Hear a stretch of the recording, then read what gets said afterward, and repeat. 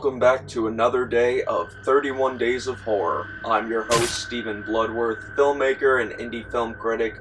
Thank you so much for coming by. Pieces from 1984 is a prime example of that, and it also shows you don't have to go to Texas for a chainsaw massacre. The film starts off in 1944 with a young kid lying on the floor of his bedroom, singing Humpty Dumpty happily to himself while building a puzzle. Mom walks in and sees her son lying on the floor playing with his puzzle like any typical angel would. Until she gets a little further and notices that he's making a puzzle of a naked woman. Mom loses her shit and starts trashing his room trying to find any piece of pornography or obscenity. Angry by this, the kid butchers his mother with an axe and cuts her body up into pieces. The police come, the kid hides in the closet, and when he's found, he tells the police that a man broke into the house and killed his mother. Fast forward a few years later, we see a young girl studying on a college campus,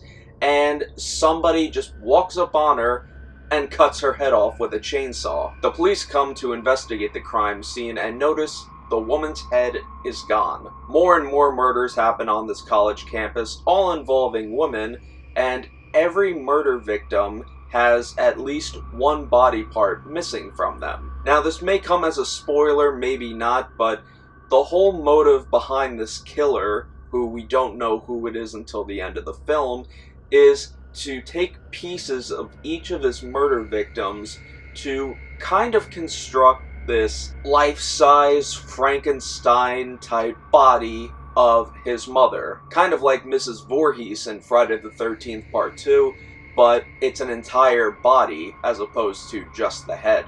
In the beginning, we see a groundskeeper named Willard who's cutting branches with a chainsaw. It's no surprise, everybody thinks that Willard is the killer, and he's even arrested and interrogated by the police. The police are doing their investigation, and they even get the assistance of one of the kids attending college to help them with their investigation. The film does an excellent job of opening up so many potential suspects to the audience. Who could the killer be? Could it be Willard the groundskeeper? Could it be the guy that's helping the police?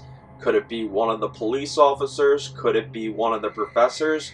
Who knows? There's a lot of gore and there is a lot of nudity, and they mix together perfectly. The film still holds up to this day as being an excellent slasher film. One interesting fun fact about Pieces is that the film is dubbed over in English. This was the case for a lot of films in the 70s and 80s that were filmed in different countries like Italy. The film was shot in both the United States and in Spain, both with actors speaking their own native languages. To see the best quality version of the film, I highly recommend checking out the Blu-ray from Grindhouse Releasing. Pieces is just as bloody as it was back then, and we got plenty more days left in October, and it's gonna get even bloodier.